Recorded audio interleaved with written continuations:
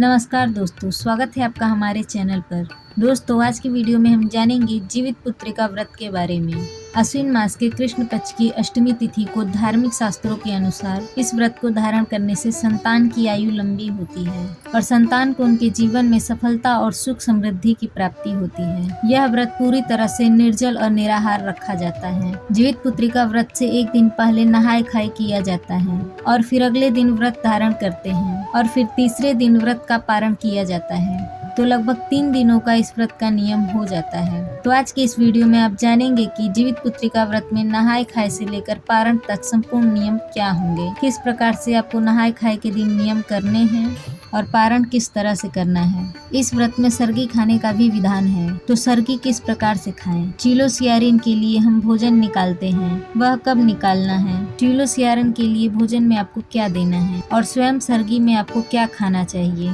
स्वर्गी कब खाना है और व्रत किस दिन रखना है? तो ये सब आज की वीडियो में हम जानेंगे। तो आज की वीडियो को पूरा देखिएगा और वीडियो पसंद आए तो वीडियो को लाइक जरूर करें, इससे हमें मोटिवेशन मिलता है। और चैनल को सब्सक्राइब भी जरूर करें और कमेंट भी करिए। आपके लाइक और कमेंट हमारे लिए बहुत ही महत्वपूर्ण है। इसी से हमें पता चलता है कि आपको हमारा वीडियो पसंद आ रहा है और हमारे वीडियोस आपके लिए उपयोगी हैं। तो अगर वीडियो पसंद आता हो तो वीडियो को लाइक जरूर करें। तो सबसे पहले जानते हैं कि अष्टमी तिथि कब प्रारंभ हो रही है और कब समाप्त हो रही है और व्रत हमें कब धारण करना है। देखिए, इस बार अष्टमी तिथि मंगलवार को यानी कि 24 सितंबर 2024 को दोपहर 12:38 पर प्रारंभ हो रही है और समाप्त हो रही है अष्टमी तिथि बुधवार के दिन यानी कि 25 सितंबर दोपहर 12:10 पर। जीवित पुत्रिका व्रत हमेशा सूर्योदय कालीन तिथि में रखा जाता है और सूर्योदय कालीन तिथि हमें प्राप्त हो रही है 25 सितंबर 2024 बुधवार के दिन। तो 25 सितंबर बुधवार के दिन जीवित पुत्रिका यानी कि जितिया का व्रत रखा जाएगा, यानी कि 24 सितंबर को नहाय खाए का दिन होगा और 25 सितंबर को व्रत करेंगे निर्जल और निराहार और फिर 26 सितंबर को व्रत का पारण करेंगे। अब जान लेते हैं नहाय खाए के नियम के बारे में। देखिए, नहाय खाए के दिन शुद्ध सात्विक भोजन करते हैं। इस व्रत में कुछ विशेष चीजें खाकर ही हम अपने व्रत की शुरुआत करते हैं। बहुत से स्थानों पर शुद्ध सात्विक भोजन किया जाता है।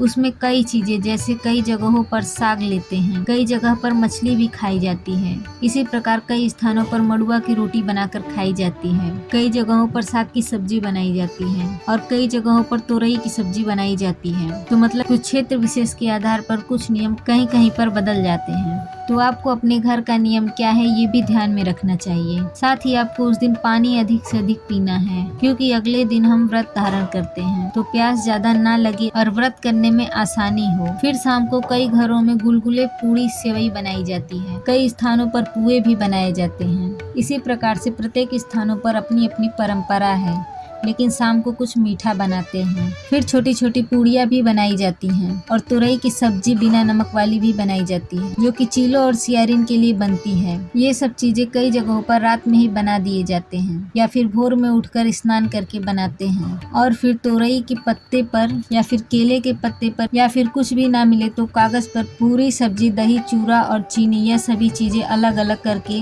5 या 3 जगहों पर रख दिया जाता है, जैसा आपके यहाँ होता हो। और ये सभी चीजें खुली जगह पर रखा जाता है, छत पे या फिर बालकनी में। ये काम आधी रात यानी कि 3:30 बजे से पहले कर लेते हैं। उसके बाद सरगी खाई जाती है। अब जान लेते हैं कि सरगी में क्या खाई जाती है। देखिए, आप सरगी में चाय पी सकते हैं, दही चूरा खानी चाहिए और दवाइयाँ खानी हो तो दवाइयाँ भी खा सकते, लेकिन ज्यादा से ज्यादा पानी पीना है ताकि अगले दिन ज्यादा प्यास ना लगे। सरगी भी 4:30 बजे से पहले कर लेना है और फिर अगले दिन स्नान करके घर में रोज की पूजा करके व्रत करना है निर्जल और निराहार। इस व्रत में विशेष पूजा शाम को संध्या काल में ही की जाती है। पूजा कैसे की जाती? देखिए, पूजा के स्थान को साफ करके वहाँ एक कलश रखा जाता है और अरियार बरियार के पौधे की पूजा की जाती है। अरियार बरियार का पौधा ना मिले तो तुलसी जी की भी पूजा कर सकते हैं और भगवान जितवाहन की प्रतिमा स्थापित की जाती है और इस प्रतिमा की धूप, दीप, अक्षत, रोली और फूलों से पूजा करते हैं। इन पर सिंदूर भी चढ़ाया जाता है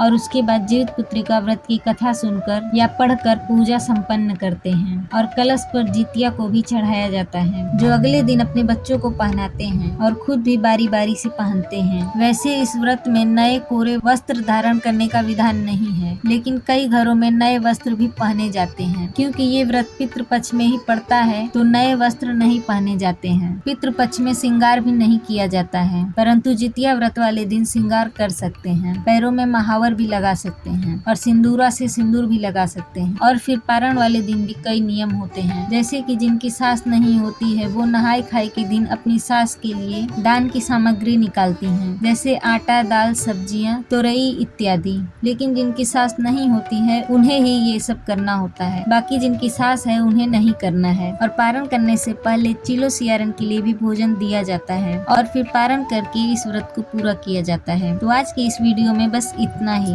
वीडियो में यहाँ तक बने रहने के लिए आपका बहुत बहुत धन्यवाद। वीडियो पसंद आया तो वीडियो को लाइक जरूर करें।